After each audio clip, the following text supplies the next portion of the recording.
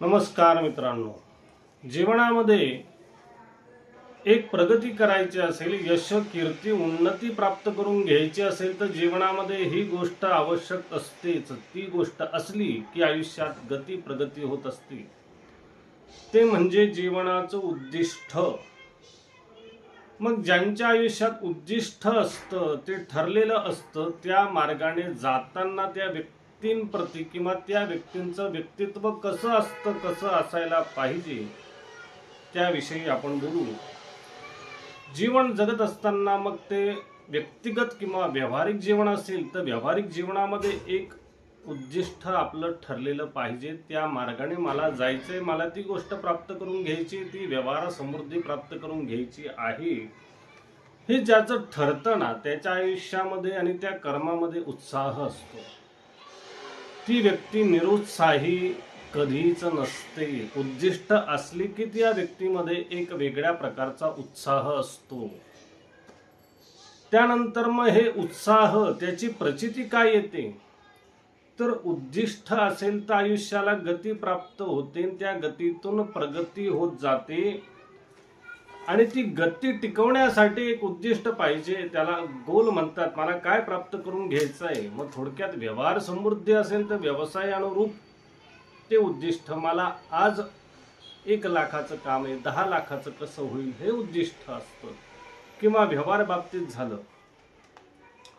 आणि अध्यात्म बाबतीत असेल तर जीवनाचं उत्थान आणि आत्मोद्धार कशाने होणार, तर उद्दिष्ट समोर असेल तर त्या विषयानुरूप. आणि ज्याच्या आयुष्यात उद्दिष्ट असेल त्याच्या उद्दिष्टाच्या मागोमाग आनंद येत असतो. आणि जगण्याची हौस, जीवन जगण्याची कला यांनाच येत असते. उद्दिष्ट असेल त्या मार्गाने मार्गक्रमण करत असतो, मार्गात यशस्वी होतो, त्यामागे आनंद येत जातो. आनंद आला की जगण्याची हौस येते, मजा येते. हे सगळं उद्दिष्टाच्या मागे मागे येत जातं. ती प्रगती, यश, कीर्ती, उन्नती प्राप्त होत जाते.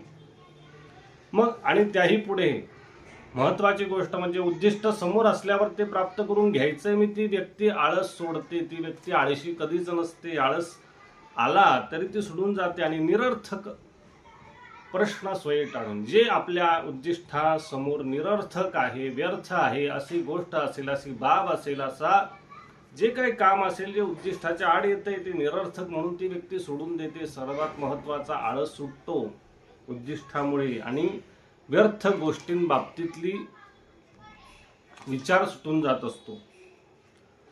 आणि मग काहीतरी असं आयुष्यामध्ये करावं, असं काही प्राप्त करून घ्यावं की जे आपली कीर्ती त्यामागे उभी राहील, अशा प्रकारचं कर्म घडतं, त्यामागे उद्दिष्ट असतं. आणि सगळ्यांप्रती समभावना त्या व्यक्तीची होते. माझ्याबरोबर सर्वांची प्रगती व्हावी असाही विचार येतो. किंवा ती व्यक्ती जेव्हा सफळ होते, यशस्वी होते, तेव्हा माझ्यासारखं सगळ्यांनी यशस्वी व्हावं असा विचार तिला होतो. कारण यश प्राप्त झाल्यानंतर यशस्वी कसं व्हायचं याचं उदाहरण स्वतः ते असतात म्हणून.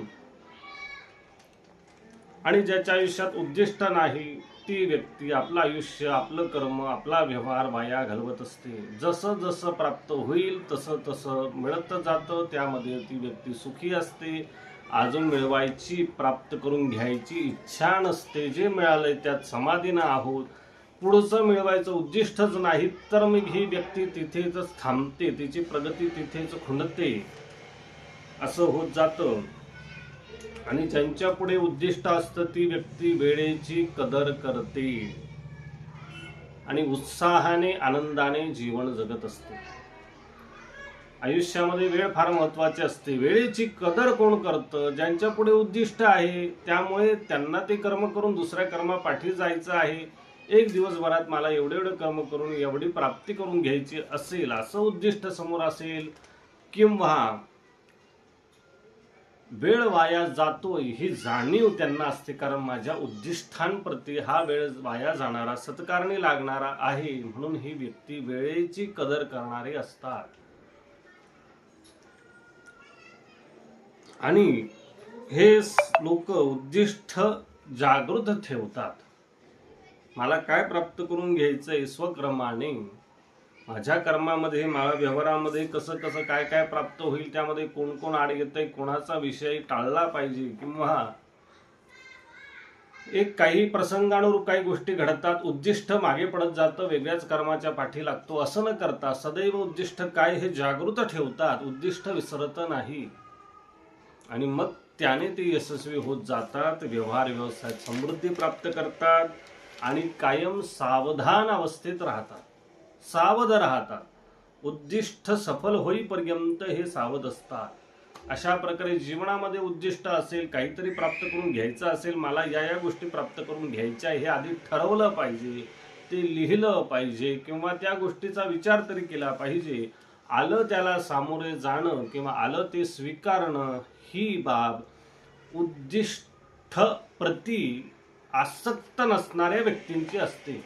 काहीतरी मला प्राप्त करून घ्यायचंय, मला असं काहीतरी कर्म करायचंय ज्या व्यवहार व्यवसायामध्ये ज्याचं माझं नाव होईल, परिवाराचं होईल, कुटुंबाचं होईल, सगळ्यांचं नाव रूपाला येईल असा विचार उद्दिष्टाप्रती असतो. म्हणून जीवनामध्ये कुठले उद्दिष्ट प्राप्त ठेवा, प्राप्त करा, प्राप्त करून घ्या किंवा उद्दिष्ट आधी सुरुवातीला छोटे छोटे ठरवा. एक एक गोष्ट प्राप्त करत करत मोठं उद्दिष्ट समोर ठेवा. परंतु उद्दिष्ट असेल तरच सफलता आहे, उद्दिष्ट नसेल तर दिशाहीन जीवनाची गती ही दुसऱ्याच्या हातात टाकली जाते किंवा दिशाहीन जीवन होत असतं. याविषयी आपण बोललो. हा विषय आवडला नक्की लाईक सबस्क्राईब करा, इतर मित्रांना पाठवा. पुन्हा नवीन विषयासह भेटू. सर्वांना नमस्कार, धन्यवाद.